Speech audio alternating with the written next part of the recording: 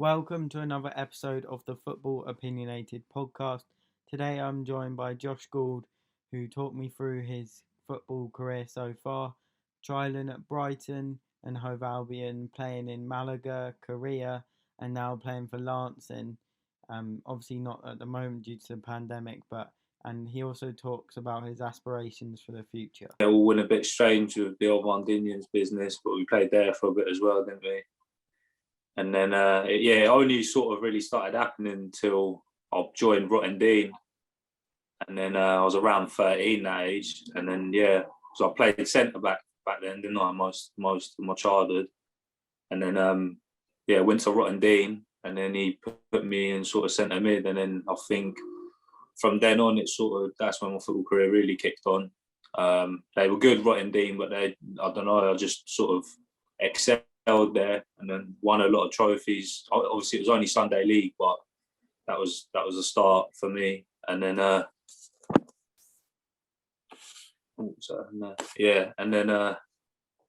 obviously after that, I was about under 14s, 15s, and then I've done that. Joined Burgess Hill as well, which was sort of strange because I was dual signed.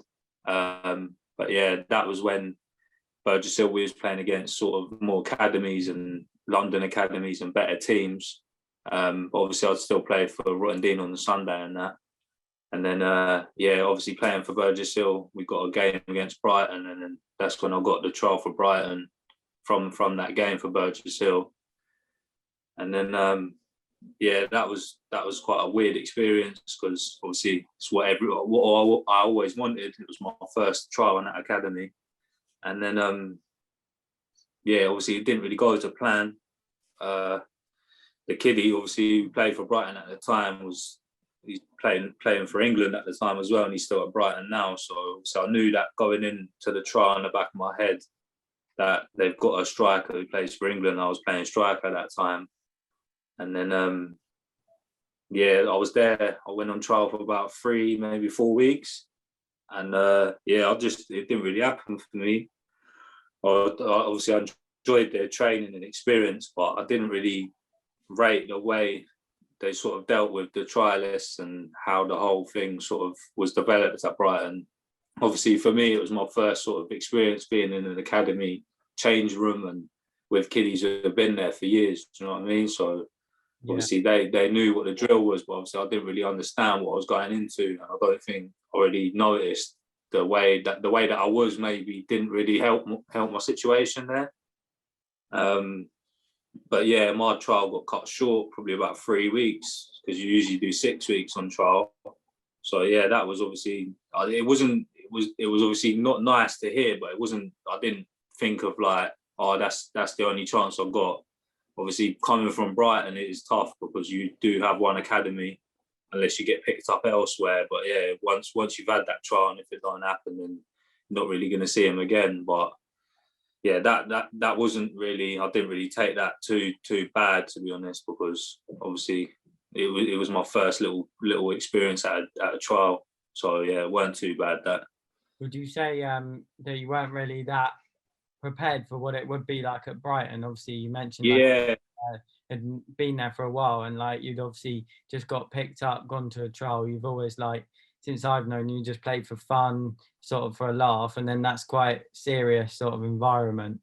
Yeah, obviously I play football obviously because I love it, but obviously the end dream is to play professional. It's just maybe I didn't really back myself enough to think I was good enough to play that sort of level. And yeah, as you said, I don't think I prepared for it in the right way. I sort of, the mindset I had at that age weren't really all on football. It was a lot of other things going on, like, and I don't think that sort of helped my chances going in there, because I spoke with an attitude, and these little things that I now look back on and realise that was never going to help my situation.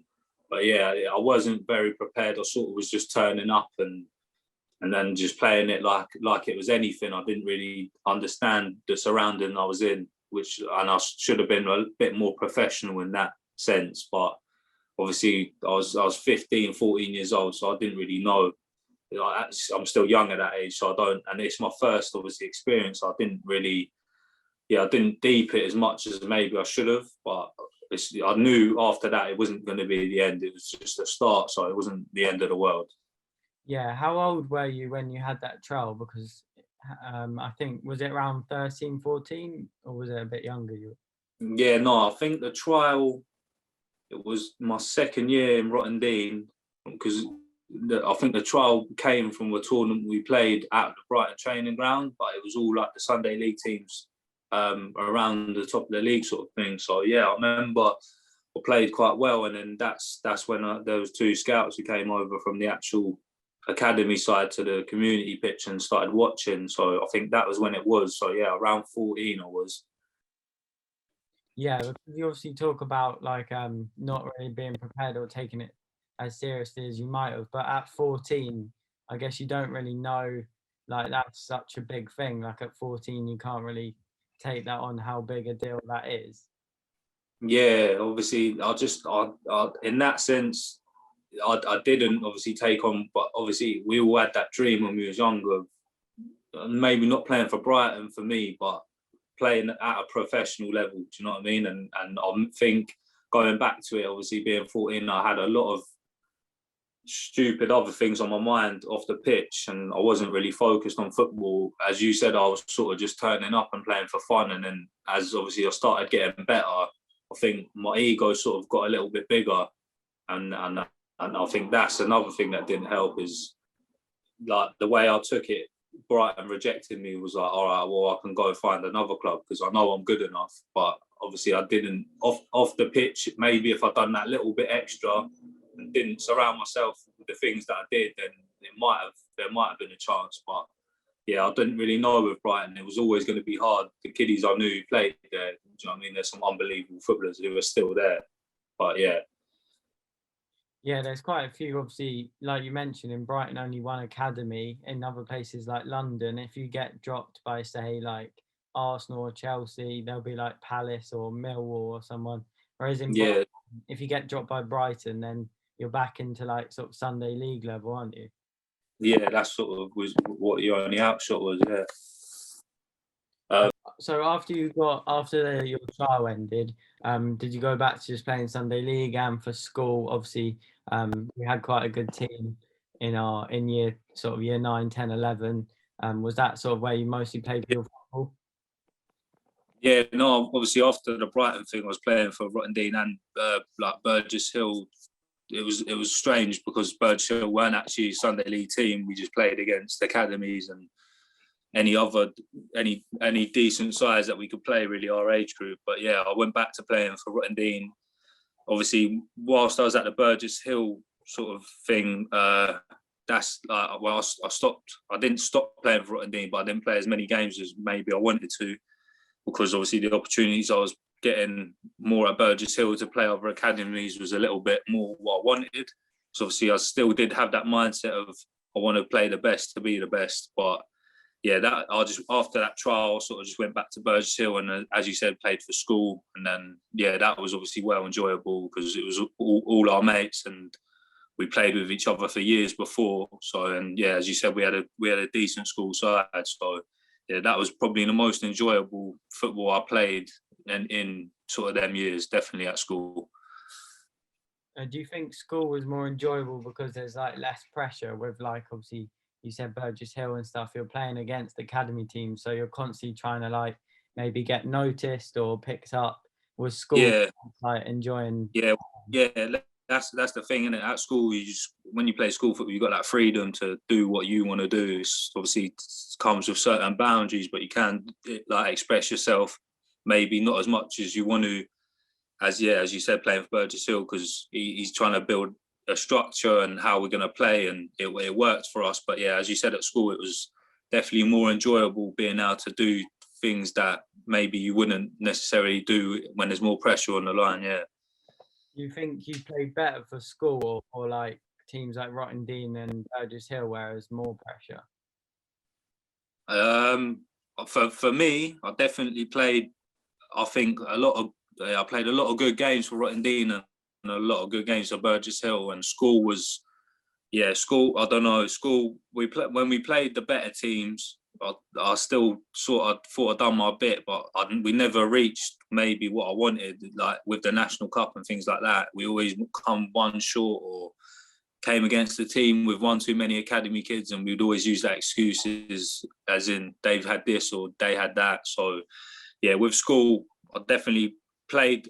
I done my bit for school because it was enjoyable, but yeah, I did still have the same sort of I want to win at school, even as the same as my other teams. So yeah, I definitely for me I played a lot better at Burgess Hill and Rotten Dean because I don't know. School was a bit like I could do things maybe that I shouldn't do and times that I should. So yeah, it was a bit weird with school, but I did enjoy it. It was class. Yeah, I was speaking to Rob on here last week, and he was saying about sort of falling short in like the national cups and stuff. Obviously, you lot won a lot of cups, but you never got like as far as you probably could have with the team that you had. He said it was maybe down to people like not the whole team getting on. Like say if someone came in who wasn't quite at the same level as like you and Rob and Ricky and people. Do you think that was down to that, or do you think there was other things that meant you didn't quite achieve as much?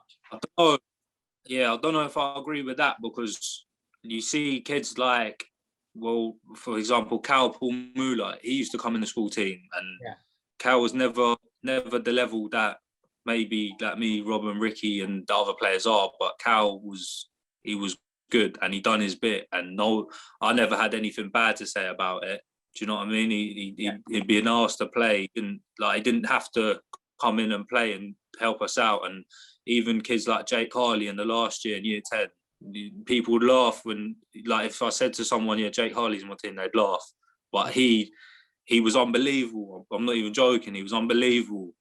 And any other kid in that team would say. So I get what Rob's saying, because a lot of, with teenagers, and there was always some sort of problem off the pitch or someone had pissed someone off. But I think with the nationals and why we just fell short is we just didn't have that a little bit extra. And I think, yeah, and that is true, to be fair. There was a lot of egos in the team. So like myself, if I had a bad game, then I'm taking everyone down with me. So yeah, that was probably one of the issues. But I don't know, yeah, I think the older we got, and then the more we realised that it's not going to quite happen.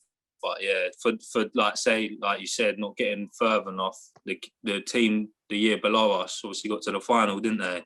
Yeah. And I think they had a couple decent players, but nothing major. But maybe they had that little bit of togetherness that we didn't to get them through to that final. Do you know what I mean? Yeah, I would agree with that, because I think overall, like, they had individuals like Hayden Roberts, who obviously now plays for Brighton, but I think our year's team, there was probably like 8 or 9 players who were of the same sort of high level. Yeah, exactly. Yeah, literally the year below they probably had a few like Hayden, Cal Jenkins, and yeah, I can't really think of anyone else apart from maybe Zaid, but yeah, they're not really. That's what I mean. It just shows you, doesn't it? Like a team full of individuals or good players, then ain't gonna make it as far if you're not all in it together. But yeah, school, I don't know. We did win a lot, and it was a good laugh. Yeah, definitely. And then am I right in saying you then went out to, is it Malaga you went after school, or was that a couple of years later? So yeah, no, that was we left school, and then when I done a tournament in Sweden with a couple. I think it was only me and Ricky that sort of done it, and then we went with Pro Direct, and that was like the Gothia World Cup, and I think I played for the under-18s and he played for the under-18s and 16s, but the team was good that we had. But I went out there and we played a tournament out there. I didn't play great because I remember I got injured because I didn't play the last school game, which was the final against Stringer. But yeah, I got injured and then sort of just had the summer off and was sort of not doing anything to do with football. And then I was like, oh, I've got this Sweden trip coming up. And then I went out there. We didn't do too great. We got to like the round of 32 maybe. And then so I played out there. And then when my manager sort of said from the Pro Direct thing, he said like, I've got this. it's like a Pro Direct, but it's in Spain, and it's called FC Malaga City. So it's not like the Malaga that, do you know what I mean, people would be thinking. It's like a Spanish version of the Pro Direct. And he was like, yeah, you can go out here. Like my son's going, you can go with him and another kiddie who I played with, this Taylor kiddie. So I was like, obviously, it was like I just finished school, so it was that long summer and spent a lot of time thinking about it. And then I got back and he asked me in Sweden, so I got back, and then I didn't really know what to do, because obviously it was not like, it was something I was excited about, but it wasn't something that I was ready for, which, do you know what I mean? We'll get into that. But yeah, so I went out there after Sweden, was in Sweden for about a week or something, and then I come home for maybe a week or two, and then I just decided, I was like, yeah, I'm gonna try it. And then, because on the website it looked nutty, like they had all these training facilities that just didn't turn out to be what it was. But yeah, I went out there around June, when I was 16, and then when I got there, it was a bit of a shock, because it was just nothing like the pictures had looked like, or do you know what I mean? It seemed like all a big lie at first, and it was a bit daunting, just because I was 16. I'm living on my own, or not on my own, but in a dorm with a load of other kiddies who are older than me. And yeah, I've got to do all my cooking, cleaning, and just all that stuff. So it was a lot of pressure. And then, yeah, I remember I was out there for like maybe 5 days, and it was unbelievable. Obviously, I was waking up in Malaga. You'd walk to the training ground 10 minutes from there, and then you do your first session from like 8:30 till 10:30, and then do a bit of like weight work in the gym, and then you play a bit of futsal, and then you do your later session. So it was, they based it out, so it was all day. That was all you was doing, is football, and then you go home, shower, eat, and go sleep. So that's sort of what they was trying to make it out. But yeah, I was out there for about 5 days, and the coach that we had was like an ex-pro called Gareth Williams, and he was a good guy, and he was an unbelievable footballer, but he was just he was a bit harsh. And I think, like when I was young, I used to think like, if someone spoke to me in a certain way, especially a football manager, that they don't like me.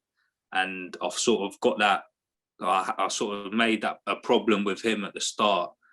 And then, but yeah, that sort of just undone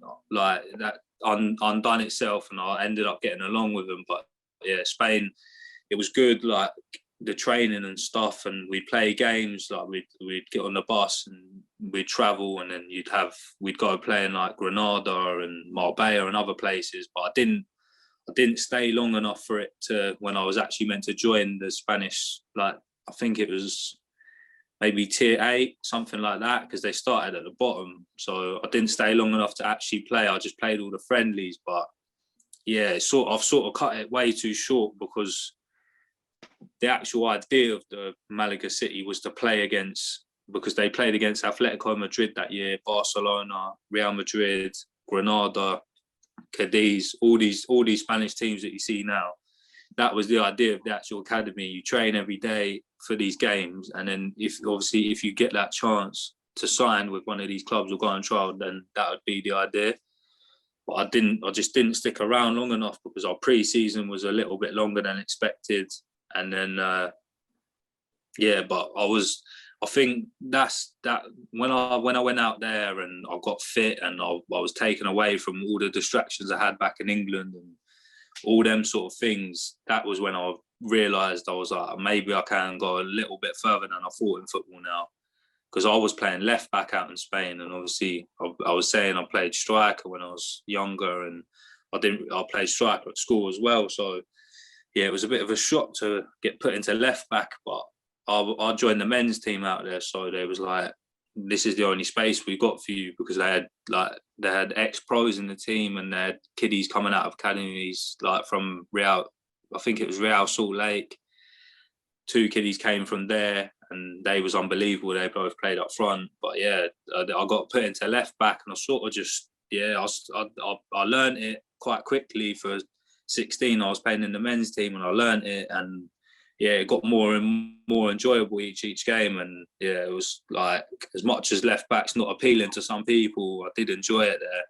And obviously it was nice to just be in a team where, do you know what I mean? There's better players than you in the position you thought that you want. Do you know what I mean? So you have to settle for less. But yeah, Spain was a good experience. But I enjoyed it whilst I was there. But yeah, I sort of hit the panic button a bit too early, and because I was young, obviously I was naive to what I was actually, the opportunities I was about to experience. I needed to come home because I don't know, I didn't like it, and not as in I didn't like the football side of things. I just didn't like it after. It was tough because it was the same. Obviously, I'm saying this now, but I'd kill to go back. Do you know what I mean? I'd kill to have that same opportunity again. Is that something you regret coming home early? Obviously, at 16, 17, we'd all probably make that decision to come back. Like going from in Brighton, where you're with all your mates, like most days, especially at school, to then being like, obviously, you knew the people in your team, but not as well as obviously your mates and schoolmates. Was that a big part in you coming back? Just that you didn't know the people as well as you knew, obviously, people in Brighton. Yeah, I was just like, it's my biggest regret. Yeah, 100%. Just because I didn't realise how well I was actually playing out there, because I had that was the hardest thing to hear when I came home. Is the manager said to me, the Gareth Williams, the ex-pro, he used to play for Watford. He said to me, he was like, I'm going to speak to some League One and League Two clubs, and he was like, because I think you need to go play in an academy now. And because he was saying that Marbella, I don't know what tier they were, but a Marbella team, we played a tournament there, and I played, I think it was like 2 semi-final. It was like you played 2 games and then a final. So I don't know how it worked. It was confusing out there, to be honest with you. But yeah, managed to play both the games, and yeah, I had a good game for both of them. And we played against the Marbella team, which were a couple divisions higher. And they said like, "Oh, where's the English kiddie who played left back?" And to my manager, and he was like, "Oh, he's gone home." So he sort of said to me, he was like, "Yeah, you left a bit too early because they wanted to take you on a trial there and just see how you done." And obviously that had been unbelievable, being able to play in Marbella or something. So yeah, the little things like that, it was just, yeah, it was hard to hear. And it was just like coming back to my life in England. I didn't really, as you said, it was all my mates, and I had a girlfriend at the time, and there was just so many distractions, and being like living on my own, and as you said, like being with all these kiddies that I hardly knew, but some of them I got along with proper well, and some of them, I don't know, obviously me being the way I was back then, it like, yeah, I made it hard to, do you know what I mean? I could have just liked everyone, but obviously I had to pick some sort of people that I didn't really, yeah, I didn't have a problem with, but I didn't like them at most. But yeah, it was odd because I was just surrounded with kiddies who weren't English. There was American, South African, you name it, Australian. It could have, yeah, there was loads of different kiddies. But yeah, it was definitely my biggest regret, because I could have played against some unbelievable teams, and who knows what could have happened. Do you know what I mean? But yeah, so I need to get past it. Yeah, sorry to interrupt you there. Do you think maybe it was benefiting you a lot more than you thought? Because obviously in your head you're thinking, "Oh, I'm missing out on everything going back on in Brighton," but like from outside you're progressing more than you would have in Brighton. Yeah, 100%, because I was training every day. I was doing everything properly. I was eating properly. I was doing all the recoveries, and we have these stretching sessions, and like I said, the gym sessions, and it was just all football based, and it was all made to try and like make us realise as kids that this is the way professional footballers live, and if you want it that bad, then this is what you have to do every single day, and that's the environment they created for us. But yeah, it was literally, as you said, it was just like stupid things, like seeing what everyone's doing back in Brighton. I'm just sitting there thinking, in my room, bored out of my head, like I've done all my football and I've done everything I need to do for the day, and I see my mates just having a laugh, and it was like I'd somehow let that become, do you know what I mean? I wanted to go and have a laugh with my mates more than I wanted to be a professional footballer, and I had every single tool that I needed to go and do it. But yeah, it's not. It weren't ideal, but yeah, it was. Yeah, it was a good experience though. That's the way I'm gonna look at it. You know what I mean? Yeah, and I think although it's like obviously a regret, I think most people in your position would have found that tough as well. Like, I think at 16, I couldn't have gone to another country by myself. I think most people do that like 18, 19, go somewhere else, Yeah, and let alone another country, and at 16. So I don't think it would be, I think most people would probably end up coming home. yeah, it was a ballsy move. So, but yeah, it's just as you said, that's what I don't want to compare myself to other 16-year-olds at the time. But yeah, it was coming. Yeah, it was a shock. Do you know what I mean? I don't talk the language. I tried to learn it. That was hard. Yeah. And it was just it was all trying to adapt my whole life, everything I knew to a whole different lifestyle. But obviously, yeah, the sacrifice was the football. But yeah, it was as you said, it was tough. It was tough.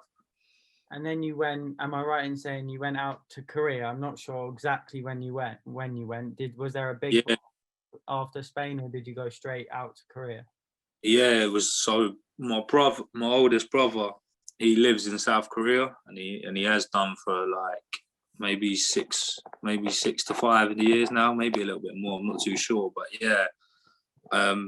After Spain, I was out in Spain for about 3.5 months, 4 months, and then I came home around, I think it was October time, and yeah, it was. I don't really know because obviously my mum, it was just a bit confused why I wanted to come home, but she obviously understood. But she said like, "Are you just gonna go back to playing football like you did, or do you know what I mean, or are you gonna take it serious like you wanted to?" And I sort of just said to her, like, I just wanna have a laugh with my mates and just be a normal 16-year-old and experience normal things and not try, and not cut off my whole life to just focus on one thing that might not happen. But yeah, so I came home from Spain for about a week, and my brother messaged my mum and just said like, I think we should get him out of Brighton and like out of England. My brother just thought it's not gonna end well, and yeah, he sort of just said to her like, send him over to me. I just want to see how he does, and if I can get him away from all the distractions and all his friends, then he might just realise that there's more to life than having a laugh with your mates and things like that. So we had this big discussion, me and my mum was like, do you want to go over? Like, you can't be there for a month and then call me up and say, I want to come home now. It's not going to be the same as you had it last time. So obviously, yeah, I had about a week to decide if I wanted to go or not. And then obviously, I just came back for the reason I wanted to be with my mates and have a laugh. I just finished school. Do you know what I mean? Nothing was too serious then. And then he sort of said to me, like, it's now or never. If you say no now, then don't call me up in 3-4 months when you've had all your fun with your mates, and then now you want to, do you know what I mean, do it all serious. So yeah, he didn't guilt trip me, but yeah, my brother's quite a smart guy, so he sort of just made sense and was like, listen, you need to come over here. And then I was like, all right, fuck it, I'm gonna go. So we literally must have booked a ticket within a week of me being back from Spain, and then I travelled over to Korea on my own. Yeah, that was an experience in itself, just travelling. So I remember the flight being about 20 something hours, and obviously I just flew to Spain and back on my own, which was, I don't know, it wasn't a big deal, but obviously flying on your own at that age is something that was my first flight I ever had on my own. So, and then I had a 20-hour flight to Korea. So it was a bit like when I landed in Korea, that was when it sort of hit, because I didn't understand anything. Obviously the people, I didn't recognise this was nothing familiar that I ever experienced. And then, yeah, my brother picked me up from the airport that day, and I was just driving through Korea, and it was like obviously it was just nothing I'd ever seen before. I was just taken back to what it actually was. And yeah, obviously I stayed at my brother's in there in Korea, and he sort of got me going to a few little football things, as in like five-a-sides that he had going on, and like we used to play 11-a-side on a Sunday, just like a Sunday league team. And then at a certain school, but the certain school we played at was like all these American international schools, and it was called Chadwick, and it was the most unbelievable facilities I've ever seen. Obviously, I didn't expect nothing like that in Korea, but it was way better than it was in England, as in football facilities. And then I got playing for them, and then I didn't really know what my brother wanted me to do in Korea, because it was obviously like, does he want me to play football out here? Because I don't really understand. I know Korea is like not a big football country. Well, I say that they got good players, but I didn't really think it was as massive as it was in England, obviously. Yeah. So I was a bit confused as in what I was meant to do out there.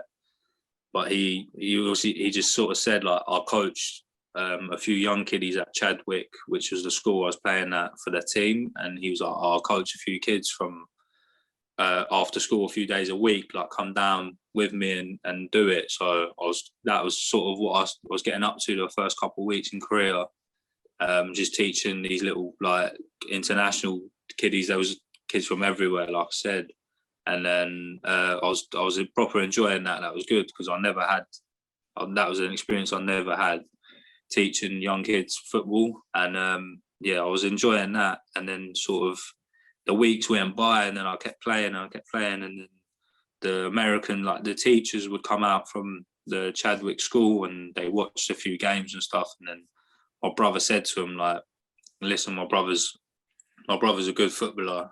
Have you got any sort of contacts that can come and like have a look at him, or can we get him playing anywhere? And obviously I just come out of school, so the Chadwick schools sort of said to me, like, if we can get you an American scholarship, if that's what you want, because my brother's asking, like, is there any pathways we can get him?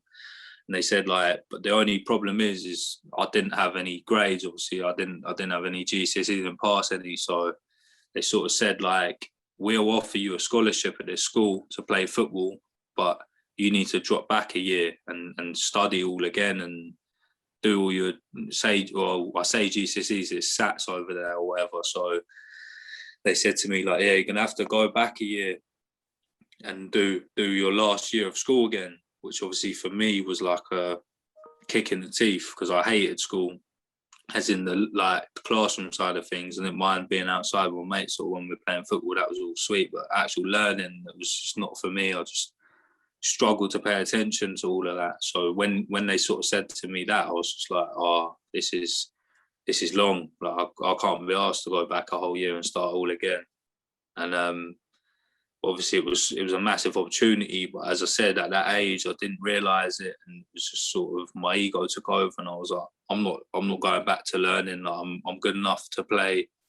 I'm good enough to not have to go back, and do you know what I mean, and get a contract somewhere. So that sort of happened, and then was that obviously quite a big difference? Because obviously going to Spain is one thing, like they speak a fair bit of English there. I can imagine Korea, it's like completely different sort of culture. And what sort of level was the football like as well? Yeah, so that's what the problem was for me at the start, and sort of till the end in Korea. It was like I would walk outside and I wouldn't know what the road sign said, or I wouldn't know what a bus was, or do you know what I mean? It was like this is the thing, I maybe should have tried harder, because same with Spain, I tried to learn Spanish, but I struggled. And obviously I tried to learn Korean, and that was just like, that was an impossible for me. My brother's now fluent in it, so it obviously shows if you want it that much, then you can. But yeah, like that just in that, it was like I was trying to learn Korean for like 3 hours a day, and it was just like I'd step in the shop and I wouldn't know what was what, and it was just it was tough. That was frustrating at like being 17 and just not understanding where you are or what bus you're getting on. And that for me, that was a big problem that I didn't really get over the whole time I was there. And yeah, the football, I mean, I played with a few of the college kids who went to that school, and there's one called Kathy. I think he plays in Michigan now for one of the American unis, and for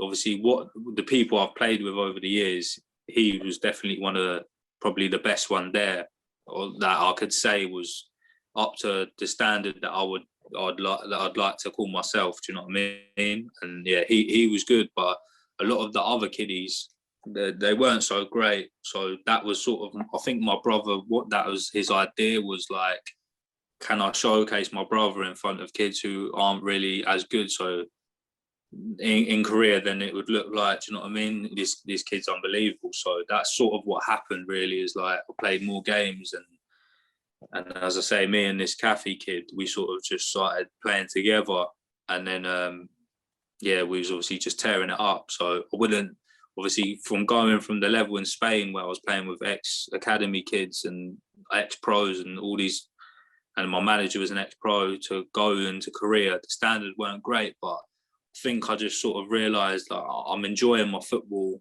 Obviously, it was easy, but yeah, it was like I was playing with my older brother on a Sunday, and I was just happy. So I didn't really care what happened next. It was more of it, as in like I was just enjoying my football, and if anything occurred, then I would take it. But yeah, it was sort of like my brother was trying to drill me in that mindset. Every single night he would say like, you're gonna go back a year, you're gonna go do all them grades again, and you're gonna pass it, and then you're gonna go to America, and then you can go play out there and do whatever you want. But yeah, that didn't obviously pan out the way he wanted it to.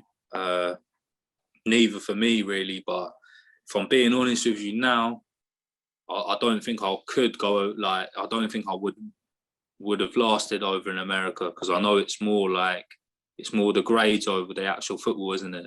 Yeah, I So spoke.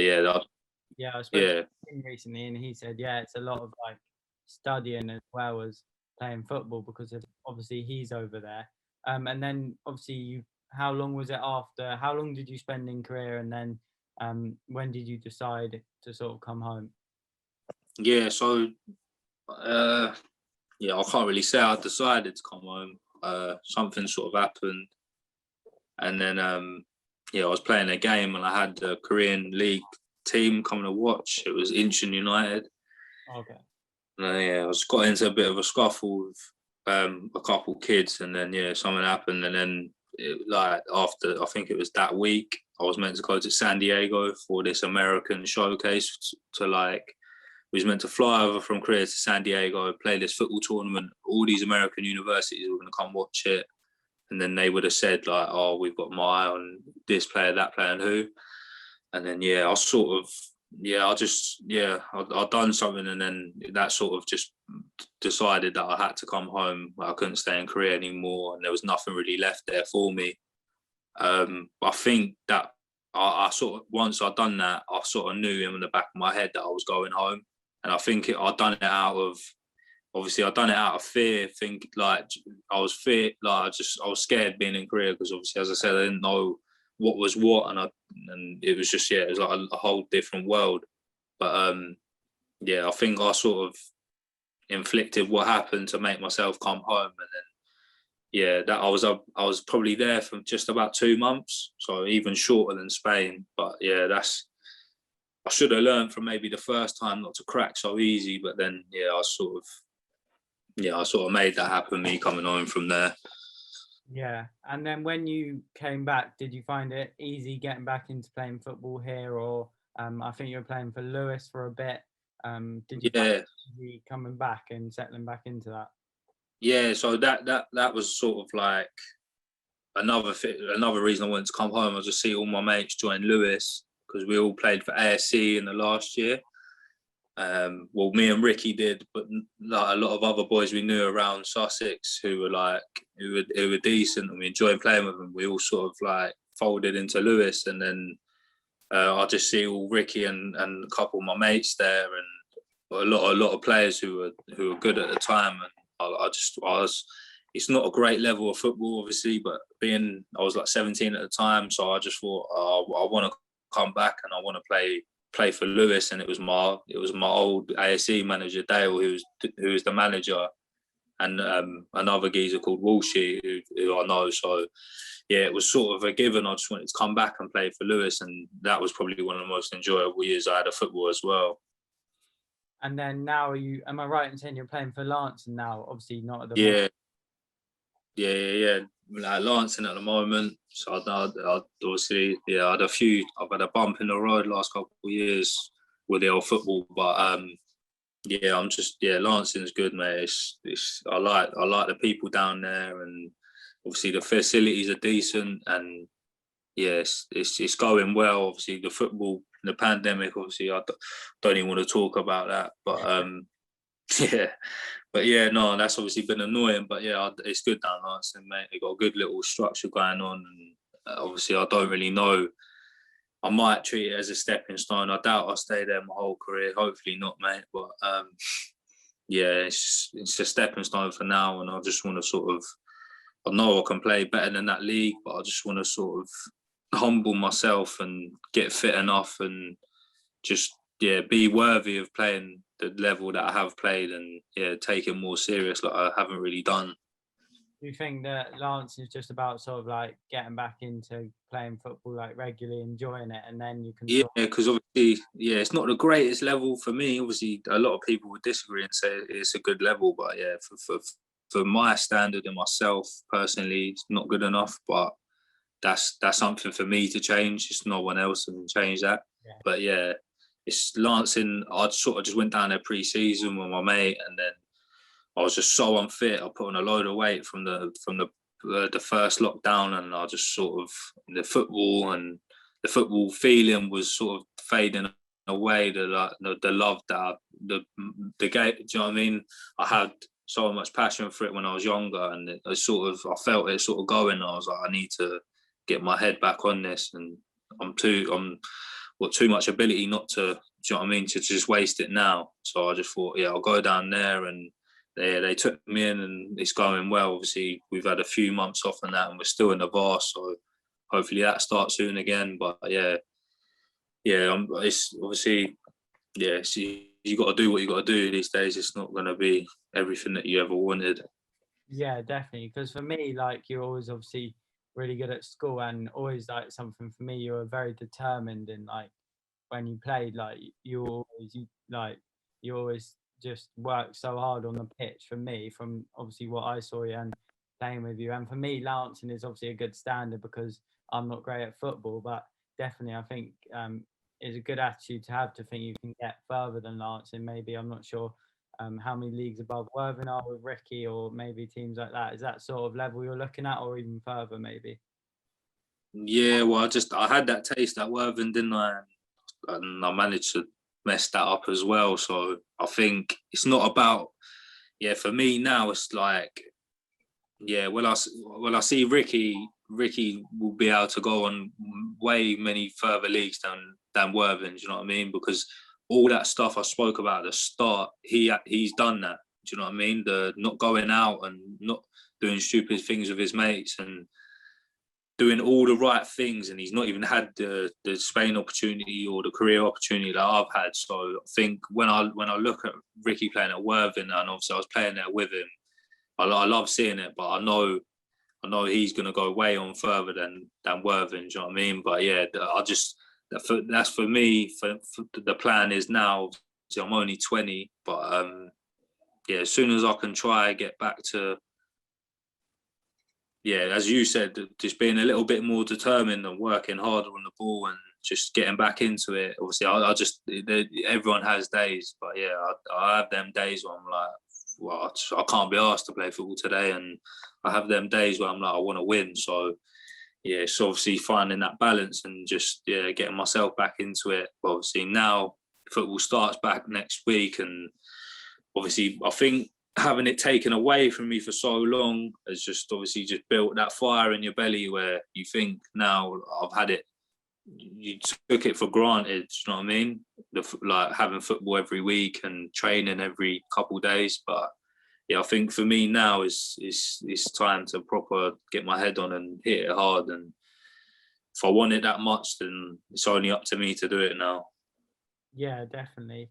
We've got a few questions here, a couple from people on Instagram.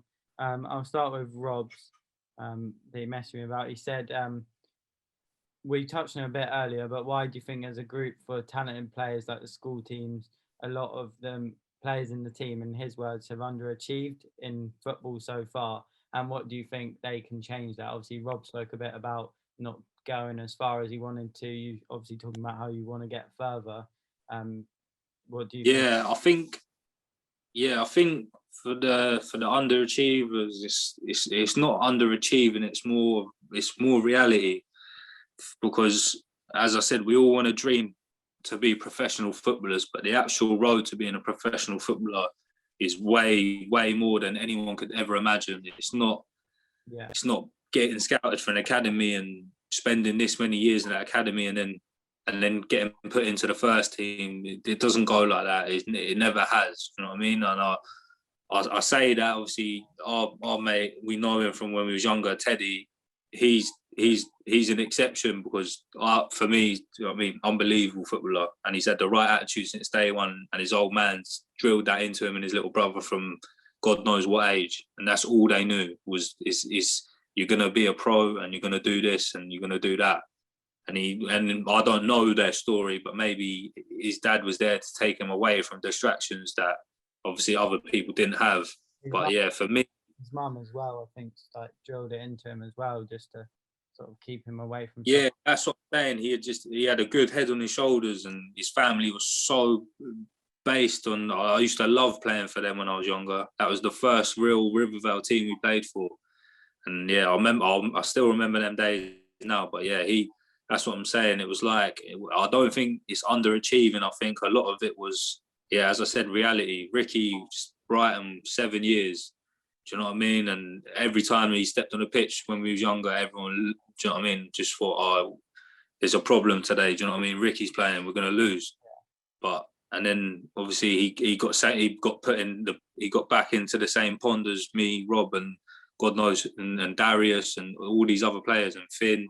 Do you know what I mean? We was all back in the same pond. So I don't think it was underachieved. I think it was more just as in, it's not as easy as we ever thought it was going to be. And I think for me, maybe we might have based ourselves, that we might have thought a lot more of ourselves than we actually did, because that's always been my problem, is I feel I can do everything on the ball. It's just off the ball. That's maybe not when it's, do you know what I mean?